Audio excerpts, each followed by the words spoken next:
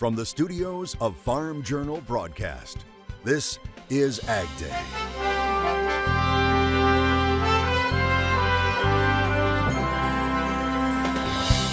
Looking to fight weeds and pests in a new way.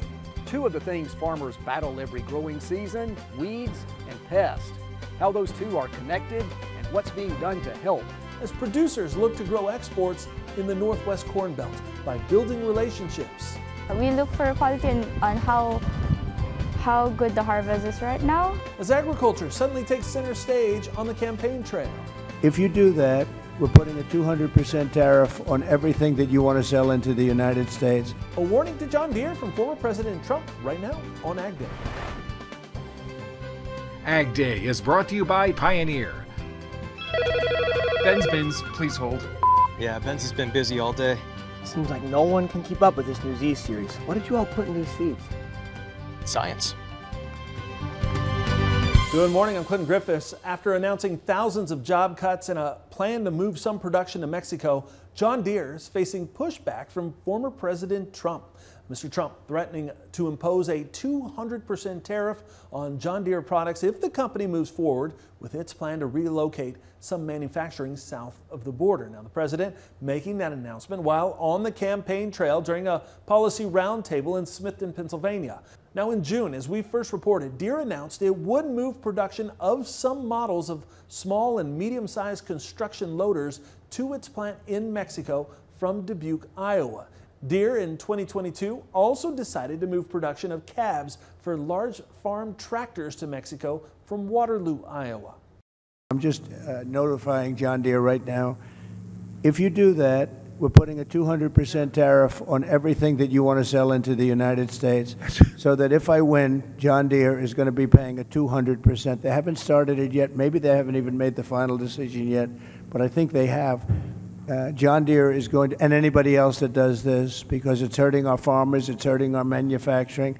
Now, Deere has said in the past the moves to Mexico are intended to free up manufacturing space and employees at U.S. plants for other models, also saying, quote, "We are not in fact moving a lot of our manufacturing business to Mexico," end quote, adding, "We remain fully committed to our U.S. manufacturing footprint." Farm Journal Washington analyst Jim Wiesemeyer says the current U.S.-Mexico-Canada agreement, which was signed by President Trump back in 2020, maintains duty-free trade between the U.S. and Mexico for most goods, allowing companies to manufacture in Mexico and export back to the U.S. without tariffs. Now, speaking of trade, U.S. soybean farmers are working to expand export markets, not just for soybeans, but soybean meal. It's due to the expansion of the soy processing industry. Ag's Michelle Rook caught up with a group of international grain buyers that were in the U.S. to talk directly to their suppliers. A trade team from Southeast Asia toured farms in the Northwestern Corn Belt to check out this year's soybean crop and to build relationships. The group represented the Philippine livestock and feed industry. They say they prefer to buy soybeans and meal from states in the Northwestern Corn Belt due to the high nutritional value. Based on the feedback of my nutritionist, they have the highest quality of amino acid, particularly the soybean meal that we get from the U.S., particularly in the PNW. The Philippines is a top U.S. meal customer, and they saw firsthand the quality of the soy product they're buying and were pleased to find a better crop than last year. So yeah, we look for quality on how good the harvest is right now, the yields. They say the drop in soybean prices is attractive, but quality trumps all in the global market. The U.S. soy is much better compared to that of the Argentinian soy. Buyers toured farms from North Dakota through Nebraska to see how farmers raise soybeans and their sustainability practices. It's one of the things our company is trying to push, sustainability for the whole ecosystem of agriculture from farm to table. And expanding U.S. exports is important with the increasing soy crush capacity in the Midwest and extra meal supplies. We do a lot of research on different ways to feed it to different livestock that traditionally might not eat meal, and but we're also working on getting export markets established to use as much meal as we can out of the area. The hope is that by building relationships between U.S. farmers and buyers, it will lead to future sales. I'm Michelle Rook reporting for Ag Day. The State of the Beef Industry on Ag Day is brought to you by Vermeer, helping farmers and ranchers be equipped to do more. And by Rabo AgriFinance. Discover how local relationship managers and global sector expertise can help you address challenges and seize opportunities. Rabo AgriFinance. Let's talk. Learn more at www.raboag.com. All right, thanks, Michelle. Now, the strong cattle market in 2024 reflects a 70-year low in the cow herd and increasingly tight supplies. However, according to the Drover's State of the Beef Industry survey, much of the market's strength is also attributed to resilient beef demand. Last year's per capita beef spending totaled $461, a new record, beating 2023 by $14. Consumers have had every opportunity to trade down when it comes to their protein options, but they continue to choose beef even at higher prices. We're still seeing incredibly strong loyalty to beef by consumers compared to pork and broilers. And I think that gives that consumer preference of taste profile also supports putting beef in a very strong position going forward. Now, consumers aren't trading down from high-value beef cuts to ground beef either, as reflected with the record retail beef prices in July and August. The big question is beef demand. It's been phenomenal and surpassed expectations here in the last few years, and continues to surpass expectations. As you look at the latest retail price at a record $8.16 per pound in August. And that underlying demand sets up a strong beef market for the next 3 to 5 years. And Colombia will soon be getting more U.S. beef, the country recently lifting its ban on U.S. beef originating from states where avian flu was detected in dairy cattle. As U.S. Meat Export Federation President and CEO Dan Halstrom explains, Colombia had placed a ban on beef from 13 affected states. In April of 2024, we started experiencing some access challenges related to the H5N1 issue, and we were up to 13 states that were not allowed to export to Colombia. So what has happened is that we were averaging about $3 million a month in exports, and once we got through April and into these restrictions, we're down to less than $1 million a month. So obviously a very adverse impact there. Halstrom says science was on the side of the U.S., which showed no evidence of the virus in U.S. ground beef. The reopening comes after months of work by U.S. officials, and USMEF adds now there's work to be done to regain market share. Harvesting is continuing to pick up pace right now. USDA releasing a new batch of crop progress numbers this week. It now reports 14% of the corn crop has met with the combine. That's 3% ahead of the 5-year average. For soybeans, now 13% is harvested, 5% ahead of that 5-year average. Meanwhile, people in Florida are running out of time to escape the path of what is expected to become Hurricane Helene, the storm intensifying as it nears the Florida Panhandle and West Gulf Coast of the state. Meteorologist Matt Engelbrecht is tracking it for us. Here's a look at the flooding potential coming up for your Wednesday. And the big thing about this has to do with the timing. This is on Wednesday. Expected landfall for that tropical system isn't until Thursday. So again, in terms of the impacts, they go far outside from the center of circulation with this next tropical system. With Helene, you can see the moderate 15 to 40% chance of flooding back up in the higher terrain in North Carolina, Tennessee, and back down to the south and to the east. When we get into Thursday, start to see this grow and more of the reds and possibly the purples show up, with the flooding potential being very high through the Panhandle of Florida, where we expect landfall to occur along the Florida coast and then work inland to the north, a little bit to the northeast. So again, you got not only the red here all the way to the tip up with the red, 40 to 70%, but also with the yellow and the green over the same location. That's nearly 24 to 48 hours of heavy rain potential for those locations. We'll talk more about where this moisture could go Friday, Saturday, and Sunday in just a bit. And here's a picture of a cute bull calf to start your day. He's almost 4 months old. Christina sending this one in from Oklahoma says his name is Marshall and that his registered name will be U.S. Marshall. Nice. I'll have more in your forecast coming up. Soybean markets fighting to keep the winning streak alive this week. We'll talk about that and what's ahead for wheat markets next. And later, we're off to Tennessee, where researchers are looking at the connections between weeds and pests today in the country.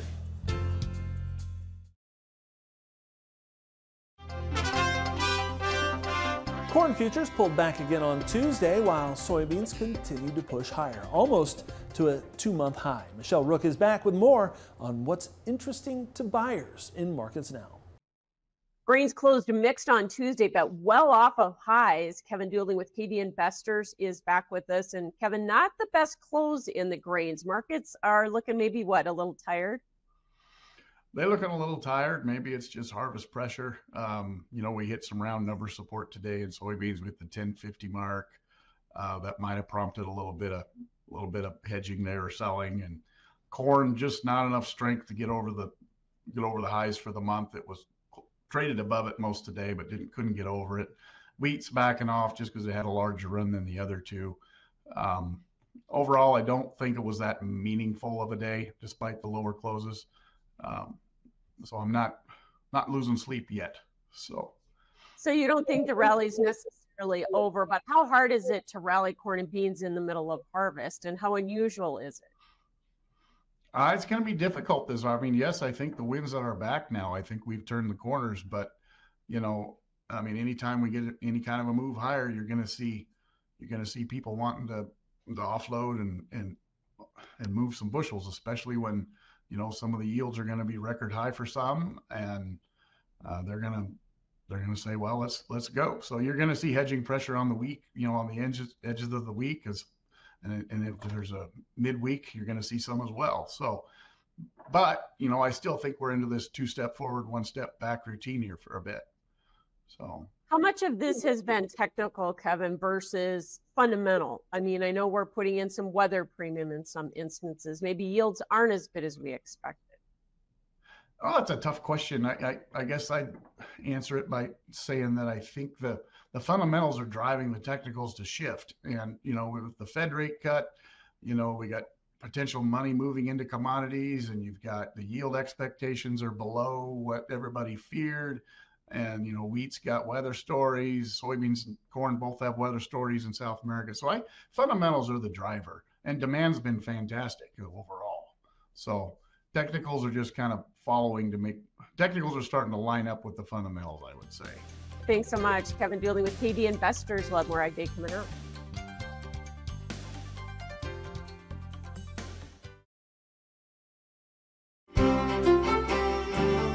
As we look at Wednesday and into Thursday, as I mentioned, flooding potential will be possible in and along parts of North Carolina, Georgia, and Tennessee. The reason for that is we have an upper level low, this shallow trough right here.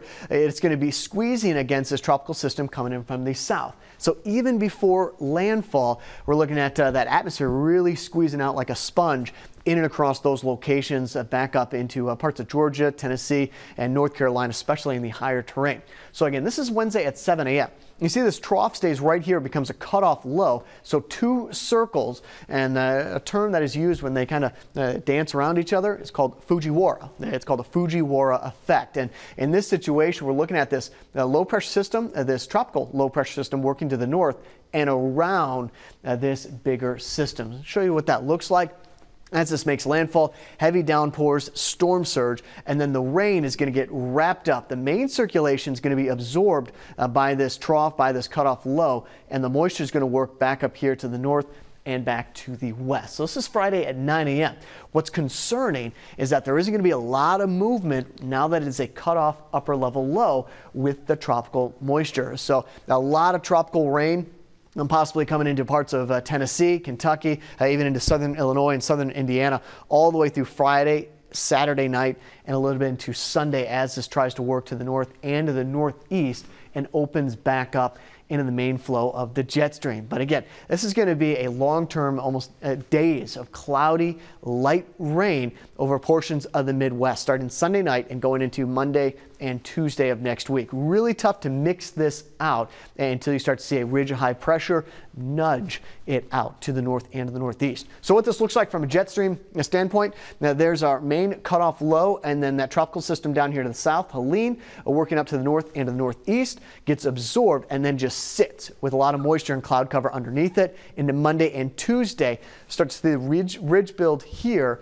and a trough try to dive here and usher that moisture out into the northeast. We'll start off with Illinois, partly cloudy, high of 76 degrees, low of 58. Chester, Virginia, you got some morning storms, high around 81, low of 68. And finally, Crete, Nebraska, sunny, high about 82 degrees.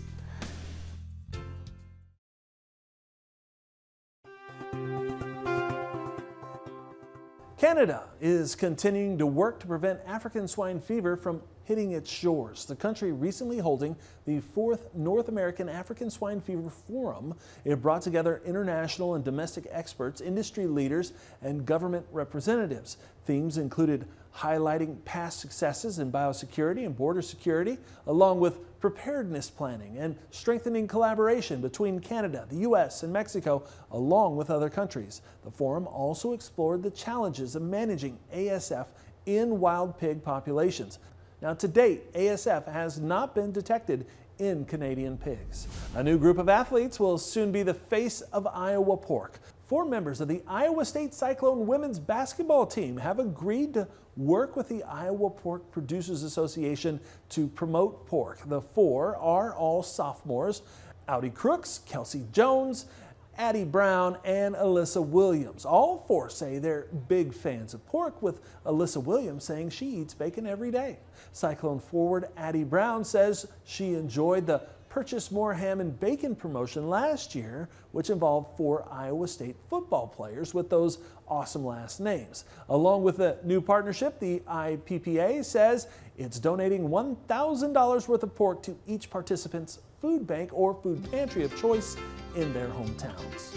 Well, up next, the battle against weeds and pests is ongoing.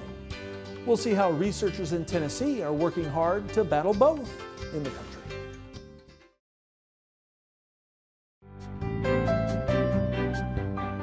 Two challenges farmers face every growing season: how best to control weeds and pests, and often the two problems are connected. As Charles Denny reports, the University of Tennessee's Institute of Agriculture is working with producers in the state to find solutions. Nicely growing crops, looking beautiful as harvest season nears, but wedged between rows, competing for space and nutrients, sprouting weeds. Here at the UT Ag Research Center in Jackson, a unique field where experts let weeds grow wild. They study Palmer pigweed and other invasive species and how they can harm crops. Weed control was a topic at the UT Ag Research's Milan No-Till Field Day, with Larry Steckel, one of the featured speakers. Number one is just competing for water, which is one of the more limiting factors we have most years. Fertility, a lot of times, especially things like pigweeds and grasses, they'll get first dibs on a lot of the fertilizer that gets put out, but also for light. 2 issues that are connected here: weeds and pests, and both affect yields. If you have unwanted plants fighting your crops for space, they may also attract harmful insects. Cotton producer Robert Hill must contend with weeds and pests, upping his production cost and impacting yields. The more weeds you have in the field, the more pests that are going to be, because they go for green plants. So the more flourishing green the plant is, the more the insects are going to try to flock to it. Also talked about at Milan, guidelines on pesticide restrictions. Farmers need pesticides to control insects, but also need to be aware of the environmental impact. Presentations focused on pesticide labels and the Endangered Species Act, spotlighting updates to restrictions and the history behind these limitations. So we want to protect endangered and threatened species as well as their habitats and still be able to farm. And so there's different ways that we're looking at mitigation strategies and how we can coexist and still be able to produce agricultural products and still have pesticides. Each growing season has challenges, including agriculture's annual battle against weeds and pests. Whether it flies, crawls, or grows in the ground, farmers need to know the best way to go forward with these ongoing problems. This is Charles Denny reporting. All right, thanks, Charles, and that's all the time we have this morning. From all of us here at Ag Day, I'm Clinton Griffiths. Have a great day out in farm country.